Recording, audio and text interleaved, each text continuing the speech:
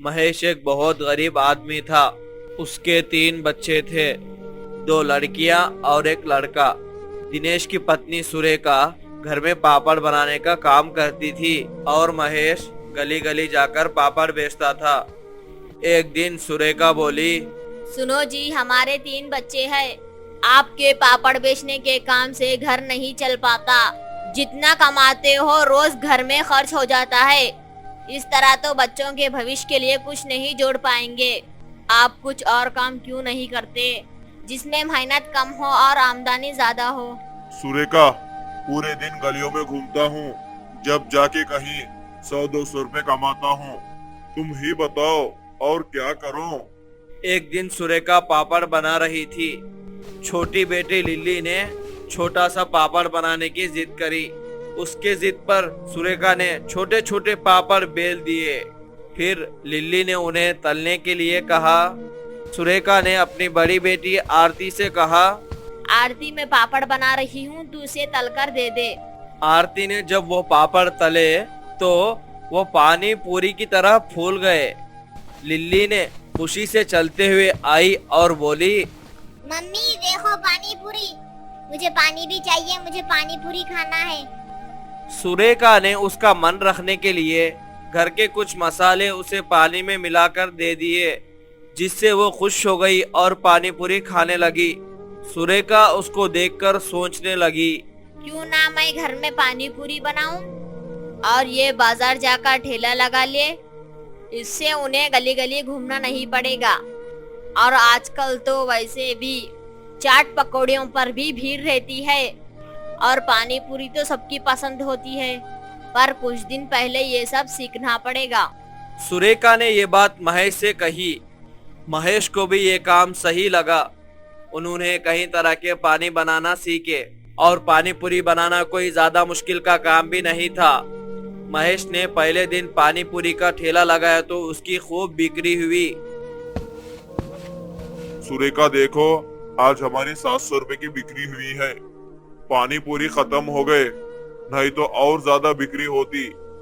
एक काम करते हैं, कल और ज्यादा बनाएंगे।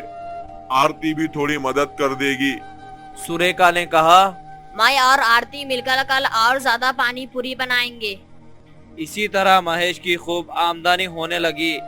महेश का एक बहुत अच्छा दोस्त था, सुरेश। वो अक्सर महेश के पास आकर ठहर जाता था। महेश के हाथ में धड़ाधड़ पैसे आते देख उसे भी लालच आने लगा और वो बोला, अरे वाह महेश, तेरे तो दिन बदल गए। तेरा पानी पूरी का काम तो चांदी काट रहा है भाई। हाँ सुरेश, मेरा काम तो बहुत अच्छा चल रहा है। सब मेरी पानी पूरी की तारीफ करते हैं। मेरे पास पानी पूरी खाने के लिए दूर दूर से आने लगे हैं लोग। यार, पैसों की किल्लत से मेरे घर में रोज लड़ाई होती है। क्या ये काम तो मुझे भी बता सकता है? महेश बहुत सीधा था। उसने दोस्त को परेशान देखकर उसे पानी पूरी बनाने के सारे तरीके बता दिए।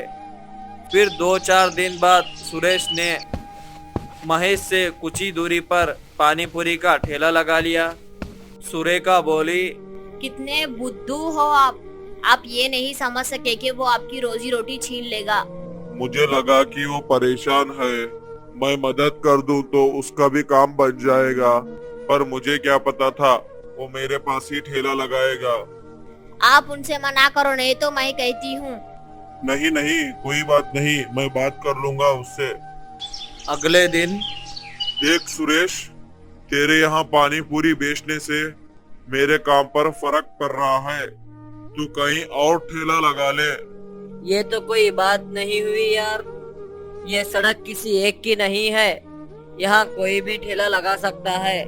महेश की बिक्री अब भी बहुत अच्छी हो रही थी, इसलिए उसे उसके वहाँ रहने से कुछ ज्यादा फर्क नहीं पड़ा।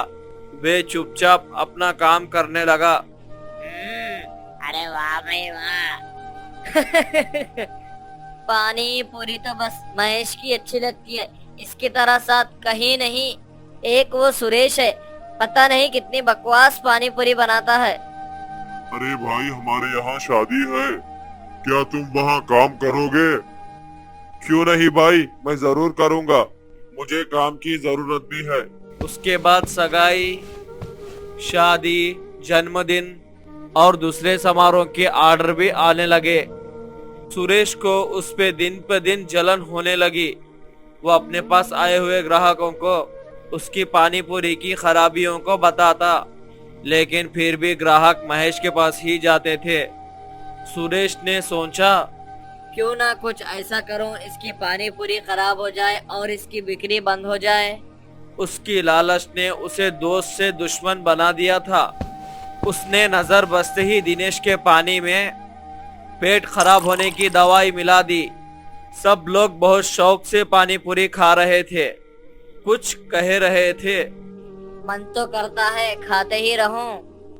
अब तो ऐसी आदत हो गई है, जिस दिन यहाँ पानी पूरी ना खाऊं तो लगता है जैसे कुछ खाया ही नहीं। अगले दिन जिसने भी पानी पूरी खाए थे वो सब उल्टी आने से परेशान हो गए। सुरेश से पता पूछते हुए वो महेश के घर आ गए। अरे महेश, ये महेश बाहर आ। हाँ, हमें ये बताओ कि कल तुमने पानी में क्या मिलाया था जो सबको ये उल्टी हो गए। भाइयों, आप लोग कितने समय से पानी पूरी खा रहे हो? कभी ऐसा हुआ है क्या? हो सकता है कि कोई मसाला मैंने एक्सपायरी डेट का डाल दिया हो। आगे से बहुत ध्यान रखूंगा, माफी चाहता हूँ। ये बात तो ठीक कह रहे हो महेश, तुम अच्छे आदमी हो, कभी कुछ मिलावट नहीं करोगे। शायद मसाले में ही गड़बड़ होगी। हाँ चलो, कोई बात नहीं, आगे से ध्यान रखना। सुनो जी, मैंने सारे मसाले चेक कर लिए हैं, किसी की भी डेट एक्सपायर नहीं है। फिर ये सब कैसे हुआ? हो सकता है कुछ गलती हुई हो। वो लोग भी तो झूठ थोड़ी कह रहे होंगे। उनकी शक्ल बता रही थी तबीयत खराब हुई है। कहीं सुरेश ने तो कुछ नहीं किया? आप ठेला छोड़कर कहीं गए तो नहीं थे? हाँ, याद आया, मैं कुछ देर के लिए बर्फ लेने चला गया था। अगले दिन भी सुरेश ने चालाकी से उसके पानी में वो दवा मिला दी। उस दिन भी सभी पानी पूरी खाने वालों को उल्टियां होने लग गए। सुरेखा बोली, सुनो जी, आप कल भी कुछ समय के लिए ठेले से हट जाना। कल पता करते हैं कि ये सब किसने किया है। सुरेखा थाने गई और पुलिस को सारी बात बता दी। इंस्पेक्टर साहब, आप मेरे साथ चलकर मिलावट करने वालों को पकड़ने में मेरी मदद करो। ठीक है, चलो मैं चलता हूँ। इंस्पेक्टर और सुरेखा एक दुकान के पीछे छिपकर देखने लगे। सुरेश, मैं बर्फ लेने जा रहा हूँ, जरा इधर भी देख लेना। हाँ हाँ जाओ, मैं ध्यान रखूंगा। उसे इसी मौके का इंतजार था। महेश के जाते ही उसने दवाई निकाली और पानी पूरी के पानी में मिला दी और वो बोला, अब देखना महेश, तेरा काम चौपट, और अब तेरे हिस्से की बिक्री भी और मैं करने लगूंगा और खूब पैसे कमाऊंगा। जैसे ही वो पीछे मुड़ा तो देखा कि इंस्पेक्टर और सुरेखा दोनों उसके पीछे खड़े थे। उन्हें देखते ही सुरेश डर गया और बोला, हाँ इंस्पेक्टर साहब, मैंने कुछ नहीं किया। सुरेश, वो सब इन्होंने अपनी आंखों से देख लिया है। अब जेल जाने की तैयारी करो। महेश भी वहां आ गया था। नहीं भाभी, महेश भाई, मुझसे गलती हो गई। मैं लालच में अंधा हो गया था। मुझे लगा कि इसका काम बंद करके मैं रातों रात इसकी तरह अमीर बन जाऊंगा। मुझे माफ कर दीजिए इंस्पेक्टर साहब, मुझे माफ कर दीजिए। जानते हो सुरेश, तुम्हारी इस लालच की वजह से उन लोगों की जान भी जा सकती थी। रिपोर्ट सुरेखा ने की है, वो जैसा चाहेगी वैसा होगा। सुरेश के आंखों में से आंसू आ गए। वो महेश के पैरों पे गिरकर माफी मांगने लगा। बस बस एक मौका दे दे महेश, मैं हमेशा ईमानदारी से कमाऊंगा। अगर मैं जेल चला गया, मेरे बच्चे भूखे मरेंगे। ठीक है इंस्पेक्टर साहब, इसे छोड़ दीजिए। सुरेश, मेरी एक बात याद रखना, इंसान मेहनत करके ही सब कुछ हासिल कर सकता है, लेकिन लालच हमेशा जुर्म के रास्ते पर ही लेकर जाता है। जाओ कहाँ और जाकर मेहनत और ईमानदारी से काम करो। सुरेश को पछतावा था। वो वहां से ठेला लेकर चले गया और महेश लोगों की मनपसंद पानी पूरी बेचने लगा।